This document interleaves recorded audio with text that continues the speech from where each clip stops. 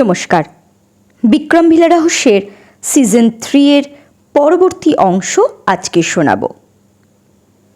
পুতুলটির সেই পৈশাচিক হাসি আর স্থির দৃষ্টি স্নিগ্ধার শরীরের প্রতিটি রক্তবিন্দু হিম করে দিল। সে কী করবে বা কাকে ডাকবে, কোনো সিদ্ধান্তই নেওয়ার শক্তি যেন তার আর অবশিষ্ট নেই। ঠিক সেই মুহূর্তে হঠাৎ তার কাঁধে কারোর হাতের স্পর্শ পড়ল। স্নিগ্ধা চমকে উঠে এক বীভৎস চিৎকার করতে যাচ্ছে, কিন্তু পাশ থেকে ভেসে এলো এক চেনা কণ্ঠ। কি হয়েছে বৌদি? এমন ভয়ে কাঁটা হয়ে জঙ্গলের দিকে কি দেখছো? স্নিগ্ধা ধরফর করে ঘুরে তাকালো। সামনে দাঁড়িয়ে কাজের মেয়ে কেকা, তার কাঁধে হাত রাখা। কেকার চোখে মুখে স্পষ্ট কৌতূহল। স্নিগ্ধা কাঁপতে কাঁপতে আঙুল উঁচিয়ে জঙ্গলের সেই ঝোপটা দেখালো। ও ওই যে ওই পুতুলটা, ওটা ওখানে উঠে বসেছিল। কেকা ভ্রু কুঁচকে সেদিকে তাকালো, তারপর মাথা নেড়ে বলল, কই বৌদি, কোনো পুতুল তো দেখতে পাচ্ছি না, শুধু শুকনো ডালপালা আর লতা পড়ে আছে।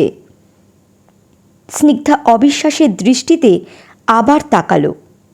অবাক কাণ্ড, সেই ঝোপের ওপর এখন কোনো পুতুলের চিহ্ন নেই। কয়েক সেকেন্ড আগেও যে পুতুলটি শয়তানি হাসি হাসছিল, সেটি যেন কর্পূরের মতো বাতাসে মিলিয়ে গেছে। স্নিগ্ধা বুঝতে পারছে ওটা তার চোখের ভুল ছিল না, ওটা সত্যি কোনো অপচ্ছায়া। কেকা স্নিগ্ধার হাতটা ধরে টেনে সামনের দিকে নিয়ে এলো। নিচু গলায় বলল, তোমার শরীর কি খারাপ লাগছে বৌদি? সকালে কর্তাবাবুর কথা শুনে বুঝেছিলাম তুমি অন্তঃসত্ত্বা। এই অবস্থায় ভর দুপুরে একা একা জঙ্গলের ধারের দিকে আসা তোমার উচিত হয়নি। চলো ভেতরে চলো। স্নিগ্ধা কোনো কথা বলতে পারল না। এক ঘোরের মধ্যে সে পা বাড়ালো বাড়ির ভেতর। কেকা পাশে হাঁটতে হাঁটতে বলতে লাগলো, আজ একটু আগে আগেই কাজে চলে এলাম বৌদি। তোমরা নতুন এসেছো, গুছিয়ে দিতে অনেক সময় লাগবে ভেবেই চলে এলাম। কেকা কি বলছে স্নিগ্ধার কানে তার কিছুই ঢুকছে না। মাথার ভেতর একের পর এক প্রশ্ন ঘূর্ণির মতো ঘুরছে। কে, কেন তাদের উপর এমন সর্বনাশ ডেকে আনছে? অনির্বাণদা, লতা পিসিমা আর তাদের সঙ্গী শয়তানগুলো তো সবাই এখন জেলের 4 দেওয়ালের ভেতরে। তবে কি ওদেরই কোনো ঘনিষ্ঠ লোক তান্ত্রিকের সাহায্য নিয়ে ভূত প্রেত লাগিয়ে এসব করাচ্ছে? সেই কি ভয় দেখানোর জন্যই মন্দিরের ভেতরে ওই ভয়ঙ্কর কাণ্ড ঘটিয়েছে? হলঘরে ঢুকে দুজন সোফার পাশে এসে দাঁড়ালো। কেকা ধীরে ধীরে রান্নাঘরের দিকে যেতে যেতে বলল, বৌদি, আমি এঁটো বাসনগুলো আগে মেজে ফেলছি। স্নিগ্ধা কোনো উত্তর দিল না। সে নিঃশব্দে সোফায় বসে পড়ল। ঠিক তখনই তার মনে আরও এক আশঙ্কা দানা বাঁধল। ভয়ঙ্কর ঘটনাগুলো আমাকেই শুধু দেখাচ্ছে বা শোনাচ্ছে। আমার কারণেই সত্যিটা সামনে এসেছিল, আমার কারণেই ওরা সাজা পেয়েছে। সেই আক্রোশ থেকেই কি ওদের কেউ আমার ওপর প্রতিশোধ নিতে চাইছে? আমায় এই বাড়িতে দেখতে চায় না বলেই কি এসব করছে? কিন্তু মিষ্টি আর শ্রেয়ার সঙ্গে অমন অস্বাভাবিক ঘটনা কেন ঘটছে? ওরা তো কারোর কোনো ক্ষতি করেনি। এই ভাবনাটা মনে আসতেই স্নিগ্ধার বুকের ভেতর ঠান্ডা স্রোত বয়ে গেল। সে কেঁপে উঠল। তার দৃষ্টি বারবার বারান্দার দরজার দিকে চলে যাচ্ছে। হরি কাকা কখন আসবে? কখন সেই তান্ত্রিককে নিয়ে ফিরবে? স্নিগ্ধা সোফায় বসে হরি কাকার ফেরার অপেক্ষায় প্রহর গুনতে লাগল।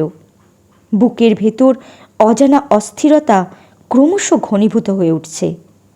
হঠাৎ উপরতলা থেকে এক অদ্ভুত শব্দ ভেসে এলো। খিলখিল করে হাসি, কিন্তু সে হাসি মিষ্টির নয়, একজন নারীর কর্কশ চাপা বিকৃত হাসি। যেন গলা চেপে ধরে হাসছে কেউ। স্নিগ্ধার শরীর কেঁপে উঠল। সে ধীরে ধীরে উঠে দাঁড়ালো। বুকের ভেতর ধুকপুক শব্দ ক্রমেই জোরালো হচ্ছে। সিঁড়ির দিকে এগোতেই তার চোখে পড়ল এক ভয়ঙ্কর দৃশ্য। প্রতিটা ধাপে ছড়িয়ে রয়েছে জঙ্গলের শুকনো পাতা, গাছের ডালের গুঁড়ো আর পচা পোকামাকড়, আর তা থেকে বিকট গন্ধ বেরোচ্ছে। মনে হচ্ছে কেউ যেন কিছুক্ষণ আগেই জঙ্গল ভেদ করে এখানে এসেছে, আর তার পায়ের চাপেই এসব ঝরে পড়ে আছে। স্নিগ্ধার গলা শুকিয়ে এলো। সে ভাবল, মিষ্টির কোনো ক্ষতি হলো না তো? তার পা দুটো ভারী হয়ে গেল। তবু সে নিজেকে সামলে এক ধাপ করে উপরে উঠতে লাগলো। হাসির শব্দটা এখন আরও স্পষ্ট, আরও কাছে, আরও বিকৃত। নিজেদের ঘরের দরজার সামনে এসে সে থামল। কাঁপা হাতে দরজায় ঠেলা দিল। দরজাটা খুলে গেল। ঘরের ভেতর পা দিতেই স্নিগ্ধা স্তব্ধ হয়ে গেল।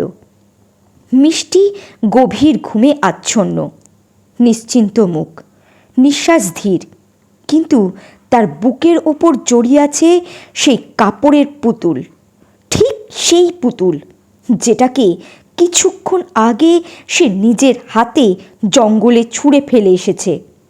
এখন আবার মিষ্টির কোল দখল করে শুয়ে আছে, নিশ্চুপ, নড়ছে না। তবু মনে হচ্ছে পুতুলটার ঠোঁটে লেগে আছে শয়তানি হাসি। স্নিগ্ধা কেঁপে উঠে বলল, কে তুমি? কেন এমন করছো?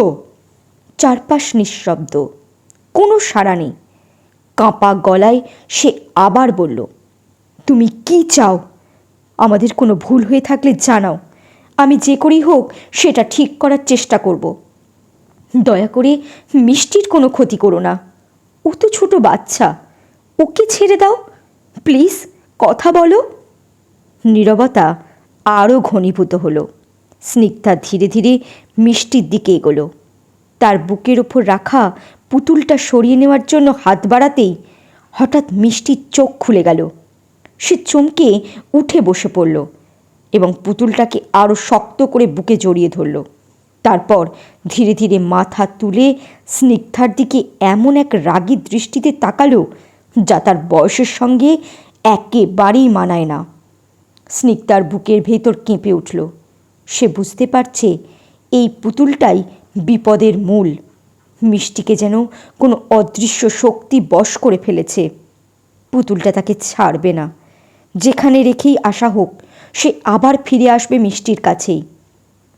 এখন তান্ত্রিকের আশা ছাড়া আর কোনো পথ নেই। স্নিগ্ধা এগিয়ে গিয়ে মিষ্টিকে ধরতে চাইল, কিন্তু মিষ্টি মুখ ভার করে সরে গেল। তারপর খাটের অন্য পাশ দিয়ে নেমে পুতুলটাকে বুকে চেপে ঘর থেকে বেরিয়ে গেল। স্নিগ্ধা ছুটে পিছনে গেল। তার মনে হচ্ছে মিষ্টি ধীরে ধীরে তার হাতছাড়া হয়ে যাচ্ছে। দৌড়ে বেরিয়ে সে একবার শ্রেয়ার ঘরের দিকে তাকালো। দরজা বন্ধ। এর মধ্যেই 4-4.5 বছরের ছোট্ট মিষ্টি টুপটাপ পায়ে সিঁড়ি বেয়ে নিচে নেমে গেল। স্নিগ্ধার বুকের ভেতর ধক করে উঠল। এবার আর সিঁড়িতে সেই শুকনো পাতা, গাছের ডালের গুঁড়ো আর পচা পোকামাকড় নেই। বিকট গন্ধটাও নেই। নিচে নেমে এসে সে দেখল মিষ্টি একটি ঘরে ঢুকে দরজা আধখানা বন্ধ করেছে। দরজার ফাঁক দিয়ে উঁকি মেরে স্নিগ্ধা দেখল মিষ্টি পুতুলটাকে সামনে বসিয়ে খেলছে। তার মনে হচ্ছে পুতুলটা যেন মিষ্টির সঙ্গে ফিসফিস করে কথা বলছে, আর মিষ্টিও মাথা নেড়ে ইশারা করে জবাব দিচ্ছে। মুখে অদ্ভুত এক খুশির হাসি। হঠাৎ পিছন থেকে কেকার গলা ভেসে এলো, বৌদি। স্নিগ্ধা চমকে ঘুরে দাঁড়ালো। কেকা ঝাড়ু হাতে তার দিকে তাকিয়ে, ওপরটা ঝাড় দিয়ে দেবো বৌদি? জিজ্ঞাসা করল। স্নিগ্ধা তাড়াতাড়ি বলল, না থাক। কেকা বলল, নিচতলাটা ঝাড় দিয়েছি, এবার বাড়ির সামনেটা দিতে যাচ্ছি। এই বলে সে বাইরে চলে গেল। স্নিগ্ধা গভীর দুশ্চিন্তায় ডুবে আছে। এই বাড়িতে ঘটে চলা অস্বাভাবিক ঘটনাগুলোর কথা সে কাউকেই বলতে পারছে না। কারোর সামনে মুখ খুললেই সবাই আরও আতঙ্কিত হয়ে পড়বে, এই আশঙ্কায় তাকে চুপ করে থাকতে বাধ্য করছে। কেকা বাইরেটা ঝাঁট দিয়ে রান্নাঘরে ঢুকল। স্নিগ্ধা কি কি রান্না করতে হবে বলে দিল। কেকা সেই মতো রান্না সেরে সব গুছিয়ে সন্ধ্যের আগেই বাড়ি থেকে চলে গেল। সন্ধ্যা ঘনিয়ে এলে স্নিগ্ধা বাইরে সিঁড়ির ওপর দাঁড়িয়ে হরিকাকার পথ চেয়ে রইল। হঠাৎ দূরে তাকিয়ে সে দেখল হরিকাকা একজন লোককে সঙ্গে নিয়ে বাড়ির সামনের গেট দিয়ে ঢুকছে। লোকটার পোশাক দেখেই স্নিগ্ধার বুঝতে বাকি রইল না এই লোকটা তান্ত্রিক, কিন্তু পরক্ষণেই তার বুকের ভেতর কেঁপে উঠল, এ তো সেই তান্ত্রিক নয়। হরিপদের সঙ্গে তান্ত্রিক ধীরে ধীরে এগিয়ে আসছে। এই তান্ত্রিকের বয়স 45-এর কাছাকাছি। গায়ে লাল পাঞ্জাবি, পরনে গেরুয়া ধুতি, লম্বা জটা চুল কাঁধ ছুঁয়ে নেমে এসেছে, কপালে কালো ছাই দিয়ে আঁকা অদ্ভুত এক তিলক, চোখ দুটো গভীর স্থির, যেন বহু অশুভ দৃশ্যের সাক্ষী। কাঁধে একটা কাপড়ের ব্যাগ। প্রথম দেখায় তাকে ভয়ঙ্কর লাগলো না, বরং তার মধ্যে রয়েছে এক ধরনের ভারী গম্ভীর উপস্থিতি, যা অজান্তেই বুক ভারী করে দেয়। সিঁড়ির ওপর দাঁড়িয়ে থাকা স্নিগ্ধা ধীরে ধীরে নামতে শুরু করলো। হঠাৎ প্রকৃতি যেন বিদ্রোহ ঘোষণা করল। কোনো পূর্বাভাস ছাড়াই এক পৈশাচিক ঝড় আছড়ে পড়ল চত্বরে। বাগানের ফুল গাছগুলো কুঁকড়ে মাটির দিকে হেলে পড়ল। বাড়ির সামনের আর বারান্দার আলো নিভে গেল।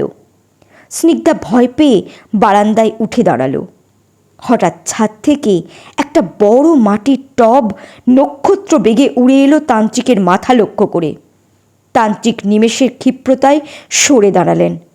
টবটি পাথরের ঢালাই করা পথের ওপর আছড়ে পড়ে ভেঙে চুরমার হয়ে গেল। চারিদিকে মাটি আর টবের ভাঙা টুকরো ছিটকে পড়ল। বাতাসে এক অশরীরী চাপা গর্জন। তান্ত্রিক এক মুহূর্ত দেরি না করে ডান হাত আকাশে তুললেন। তার আঙুলগুলো মুদ্রার মতো বেঁকে গেল। গম্ভীর কণ্ঠে তিনি এক অচেনা মন্ত্র উচ্চারণ করতেই সেই প্রলয়ঙ্করী হাওয়া এক লহমায় স্তব্ধ হয়ে গেল। যেন কোনো অদৃশ্য শক্তিকে তিনি গলা টিপে ধরলেন। বাইরের আর বারান্দার আলো জ্বলে উঠল। স্নিগ্ধা সিঁড়ি দিয়ে নেমে এলো। তার কণ্ঠস্বর আতঙ্কে কাঁপছে। হরিকাকা, ইনি কে? হরিপদ ঘাম মুছতে মুছতে বলল, যাকে আনতে গিয়েছিলাম মা, সেই বড় তান্ত্রিক বাবা কয়েকদিনের জন্য বাইরে গেছেন। ইনি তার সুযোগ্য শিষ্য বিশু তান্ত্রিক। গুরুদেব না থাকায় ইনিই উদ্ধার করতে এসেছেন। স্নিগ্ধার বুকের ভেতর অজানা এক আশা জেগে উঠল, হয়তো ইনি পারবেন। বিশুতান্ত্রিক চারপাশে ধীরে ধীরে তাকালেন। বাড়ির দেওয়াল, বারান্দা, ছায়া ঘেরা কোণ সব কিছুর দিকে এমন দৃষ্টিতে চাইলেন যেন অদৃশ্য কিছু পড়ে নেওয়ার চেষ্টা করছেন। তারপর গম্ভীর স্বরে বললেন, এই বাড়িতে ভয়ঙ্কর শক্তিশালী ভূতের আস্তানা হয়েছে। আমি আশায় ওরা ক্ষিপ্ত হয়েছে, তাই হামলা করলো। এদের তাড়ানো সহজ হবে না, এরা খুব শক্তিশালী। এই কথা শুনে স্নিগ্ধা আর হরিপদর শরীর শিরশির করে উঠল। বিশুতান্ত্রিক স্নিগ্ধার চোখের দিকে তীক্ষ্ণভাবে চেয়ে বললেন, তুই এই বাড়ির বউ? স্নিগ্ধা হ্যাঁসূচক মাথা নাড়ল। বিশুতান্ত্রিক কিছুক্ষণ তাকিয়ে থেকে বললেন, মুখ দেখেই বুঝেছি, বড় সুলক্ষণা মেয়ে তুই। হরিপদ তাড়াতাড়ি বলল, হ্যাঁ, খুব ভালো আমাদের এই মা। তারপর স্নিগ্ধার দিকে তাকিয়ে বলল, বড় খোকাকে ডাকো তো মা। ঠিক সেই মুহূর্তেই বাড়ির সামনের গেট দিয়ে তন্ময় প্রবেশ করল। হাতে একটা বড় প্যাকেট। এগিয়ে এসে অচেনা তান্ত্রিককে দেখে সে কিছুটা থমকে দাঁড়ালো। হরিপদ তাড়াতাড়ি তন্ময়ের দিকে তাকিয়ে বলল, এই হলো বাড়ির বড় ছেলে তন্ময়। তারপর তান্ত্রিকের দিকে ইঙ্গিত করে যোগ করল, আর ইনি বিশু তান্ত্রিক। গুরুদেব এখানে নেই, তাই ইনি এসেছেন। তন্ময় মাথা নেড়ে বলল, নমস্কার। বিশুতান্ত্রিক গম্ভীর গলায় বললেন, দীর্ঘজীবী হ। তন্ময় বলল, ভেতরে চলুন। কিন্তু স্নিগ্ধা তৎক্ষণাৎ বাধা দিয়ে ফিসফিস করে বলল, না না, বাবা আর কাকু এসব বিষয়ে কিছু জানেন না। ভেতরে এসব আলোচনা করলে তারা শুনতে পেলে অসুস্থ হয়ে পড়বে। বিশুতান্ত্রিক মাথা নাড়লেন। ঠিক আছে, তাহলে চল, আগে তোদের মন্দিরটা দেখে আসি। তন্ময় স্নিগ্ধাকে বলল, এই ব্যাগে পুতুল আছে, ব্যাগটা বারান্দায় রাখো। স্নিগ্ধা ব্যাগটা নিয়ে বারান্দায় রাখল, তারপর গেটটা টেনে দিল। এবার তারা চারজন নিঃশব্দে মন্দিরের দিকে এগোতে লাগলো। আকাশে ক্ষীণ জ্যোৎস্নার একটা ফিকে আলো ভেসে আসছে, কিন্তু সেই আলো যেন অসুস্থ বিবর্ণ। পথের দুপাশের গাছপালার আড়ালে পথটা অস্বাভাবিক অন্ধকার হয়ে আছে।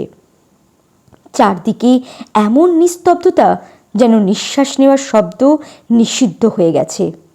মাঝে মাঝে শুধু পায়ের নিচে শুকনো পাতার মচমচে আওয়াজ ভেসে উঠছে। তন্ময়ের মোবাইলের ফ্ল্যাশ লাইটের সরু ফ্যাকাশে আলো কাঁপতে কাঁপতে সামনে পথ দেখাচ্ছে। হাঁটতে হাঁটতেই স্নিগ্ধা কাঁপা গলায় গতরাতে এই বাড়িতে ঢোকার আগের মুহূর্ত থেকে শুরু করে ঘটে যাওয়া সব ভয়ঙ্কর ঘটনা সংক্ষেপে খুলে বলতে লাগলো তান্ত্রিককে। শুনতে শুনতে বিশুতান্ত্রিকের মুখ আরও কঠিন হয়ে উঠল। তারা মন্দিরের সামনে এসে দাঁড়ালো। ঠিক সেই মুহূর্তেই তন্ময়ের মোবাইলের ফ্ল্যাশ লাইটটা হঠাৎ নিভে গেল। চারদিক এক ঝটকায় গাঢ় অন্ধকারে ডুবে গেল। স্নিগ্ধার বুক ধক করে উঠল। তন্ময়, লাইটটা! তন্ময় দেখল মোবাইলের ফ্ল্যাশ লাইট জ্বালানোই আছে, কিন্তু আলো জ্বলছে না। হঠাৎ মন্দিরের ভেতর থেকে ভেসে এলো খড়খড়ে শিরশিরে একটা হাসি। মেয়েলিও নয়, পুরুষালিও নয়, কোনো অচেনা অমানবিক কণ্ঠের ভয়ঙ্কর বিকৃত হাসি। হাসির সঙ্গে সঙ্গে কালী মন্দিরের ভেতরের ঘণ্টা নিজে থেকেই দুলে উঠল। ঝনঝন শব্দটা এত ভারী যেন প্রতিটা ধ্বনি বুকের ভেতরে আঘাত করছে। হরিপদর গলা শুকিয়ে গেল। বাবাজি! ঠিক তখনই মন্দিরের দরজার ভেতর থেকে হঠাৎ কিছু একটা আছড়ে পড়ার শব্দ হলো। মাটির ওপর কিছু একটা গড়িয়ে এলো। তন্ময়ের মোবাইলের ফ্ল্যাশ লাইট আবার জ্বলে উঠল। আলোর বৃত্তের মধ্যে সবাই যা দেখল, একটা মৃত মুরগির মাথা, চোখ ওপড়ানো, ঠোঁটের ফাঁক দিয়ে জমাট রক্ত ঝরছে। স্নিগ্ধার মুখ দিয়ে চিৎকার বেরোতে গিয়েও আটকে গেল। বিশুতান্ত্রিক ব্যাগ থেকে একটা ছোট কৌটো বের করলেন। মুখ খুলে গুঁড়ো ছাই নিলেন। ডান হাতের আঙুলে ছাই নিয়ে প্রথমে আকাশের দিকে ঘূর্ণন করালেন, যেন বাতাসে শক্তি প্রেরণ করছেন। তারপর ছাই তার কপালের বিশেষ তিলকের ওপর টানলেন। নিচু স্বরে মন্ত্র জপ করতে শুরু করলেন। প্রতিটা শব্দ বাতাসে কম্পন ছড়ালো। মন্দিরের ভেতরের বাতাস অস্থিরভাবে ঘূর্ণন করল। তারপর হঠাৎ সব শান্ত হয়ে গেল। বিশুতান্ত্রিক ধীরে ধীরে মন্দিরের সিঁড়ি বেয়ে উঠলেন। প্রথমে কালী মূর্তির ঘরে ঢুকলেন, তার পিছন পিছন স্নিগ্ধা, তন্ময় ও হরিপদ ঢুকল। ঘরে ঢুকতেই সেই কটু গন্ধ নাকে এসে আঘাত করল। বিশুতান্ত্রিক ঘরের সুইচ টিপলেন। আলো জ্বলল। স্নিগ্ধা অবাক হয়ে দেখল ঘরে এবার আলো জ্বলেছে। দিনের বেলায় যখন সে এখানে পুজো দিতে এসেছিল তখন ঘরটির আলো জ্বলছিল না। বিশুতান্ত্রিক ধীরে ধীরে মূর্তির সামনে গিয়ে দাঁড়ালেন। কয়েক সেকেন্ড নীরব। তার চোখ স্থির হয়ে আছে কালী মূর্তির গায়ে লেগে থাকা লালচে দাগের ওপর। হঠাৎ নিচু স্বরে বললেন, এটা রক্ত। সবাই আঁতকে উঠল। বিশুতান্ত্রিক নিচু হয়ে মূর্তির পায়ের কাছে ছড়ানো ছাইয়ের মধ্যে আঙুল ছুঁয়ে সামান্য তুলে নিলেন। নাকে নিয়ে গিয়ে শুঁকলেন। তার মুখ আরও গম্ভীর হয়ে গেল। এখানে মদ ঢালা হয়েছে, সঙ্গে পোড়ানো হয়েছে তাবিজ, চুল আর একাধিক কোনো প্রাণীকে বলি দেওয়া হয়েছে। হরিপদর গলা কেঁপে উঠল। তার মানে? বিশুতান্ত্রিক ধীরে মাথা নাড়লেন। কেউ এখানে ডাকিনী বিদ্যা করেছে, একের বেশি আত্মাকে ডেকে এনে তোদের বাড়ির সঙ্গে বেঁধে দিয়েছে। স্নিগ্ধা, তন্ময় আর হরিপদ কথাটা শুনে আতঙ্কে কেঁপে উঠল। বিশুতান্ত্রিক আবার কালীমূর্তির গায়ের লালচে ছোপগুলোর দিকে তাকালেন। মা কালীর গায়ে যে রক্ত ছিটানো হয়েছে সেটা শুধু বলির চিহ্ন নয়, দেবী শক্তিকে অপবিত্র করার চেষ্টা করা হয়েছে, যাতে এই মন্দির আর তোদের রক্ষা করতে না পারে। শুদ্ধতা নষ্ট করেই ওরা আত্মাদের এখানে প্রবেশ করিয়েছে। স্নিগ্ধার পা কাঁপতে লাগলো। কেন কেন আমাদের সঙ্গে এমন করছে কেউ? বিশুতান্ত্রিক বললেন, হয় কেউ তোদের এই বাড়িটা দখল করতে চায়, নয়তো তোদের কোনো পুরনো শত্রু আছে যে তোদের সর্বনাশ চাইছে। তবে এর বাইরে অন্য কোনো গভীর কারণও থাকতে পারে, যেটা এই মুহূর্তে আমার পক্ষে বোঝা সম্ভব নয়। একটু থেমে আবার বললেন, আর যে আত্মাদের ডাকা হয়েছে তাদের মধ্যে একটি আত্মাকে তুই যে কাপড়ের পুতুলটার কথা বললি, সেই পুতুলটার মধ্যেই বাঁধা আছে, আমি নিশ্চিত। তন্ময়, স্নিগ্ধা আর হরিপদর গায়ে যেন একসঙ্গে ঠান্ডা স্রোত বয়ে গেল। স্নিগ্ধার চোখে ভেসে উঠল মিষ্টির বুকে জড়িয়ে থাকা পুতুলটা। বিশুতান্ত্রিক আবার বললেন, শ্রেয়া নামের যে মেয়েটার কথা বললি, তার ভেতরে আংশিকভাবে আত্মা ঢুকে পড়েছে বলেই মনে হচ্ছে। এখনও পুরোপুরি ভর করেনি, কিন্তু সময়ের সঙ্গে সঙ্গে পুরো পরিবারকেই গ্রাস করবে এই শক্তি। এবার বিশুতান্ত্রিক ধীরে ধীরে স্নিগ্ধা আর তন্ময়ের দিকে তাকালেন। তার দৃষ্টি যেন দুজনের শরীর ভেদ করে কিছু পড়ার চেষ্টা করছে। তারপর গম্ভীর স্বরে বললেন, তোদের দুজনের শরীরে মাদুলি আছে, খুব শক্তিশালী মাদুলি, কখনো খুলিস না। ওই মাদুলির জন্যই এখনও তোরা সুরক্ষিত আছিস। তিনি এবার স্নিগ্ধার দিকে তাকিয়ে বললেন, আমার মনে হচ্ছে তোকে ওরা টার্গেট করেছে, সেই জন্যই তোকেই সব দেখানো হচ্ছে। আগে তোর ক্ষতি করার চেষ্টা করবে, তাই কোনো অবস্থাতেই মাদুলিটা খুলিস না। তন্ময়ের চোখ বড় হয়ে গেল। এই মাদুলি কি খুবই বিরল? তান্ত্রিক ধীরে ধীরে বললেন, মনে হচ্ছে তাই। মাদুলিটা একটু দেখা। তন্ময় কোমর থেকে মাদুলিটা বের করে দেখালো। মাদুলির দিকে তাকিয়েই বিশুতান্ত্রিকের মুখের রং বদলে গেল।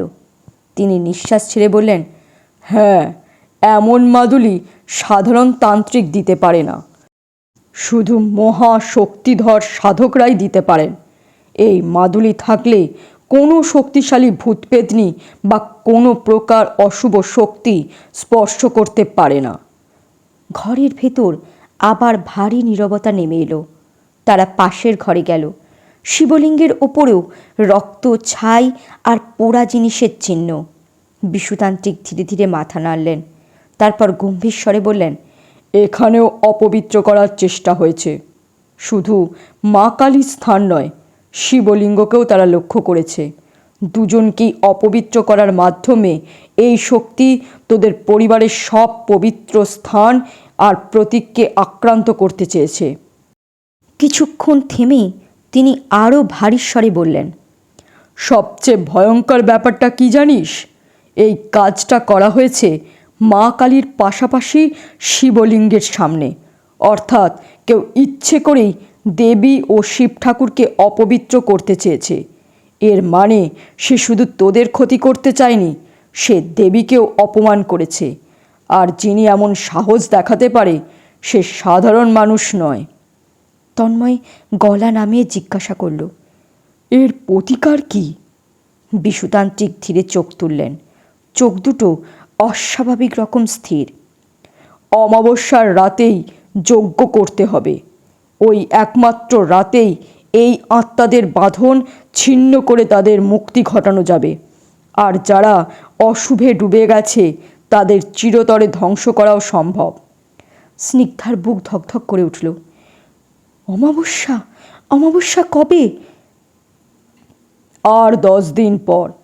কথাটা শুনে স্নিগ্ধাদের মুখ ফ্যাকাশে হয়ে গেল। তারা আবার কালী মূর্তি থাকা ঘরটিতে ঢুকল।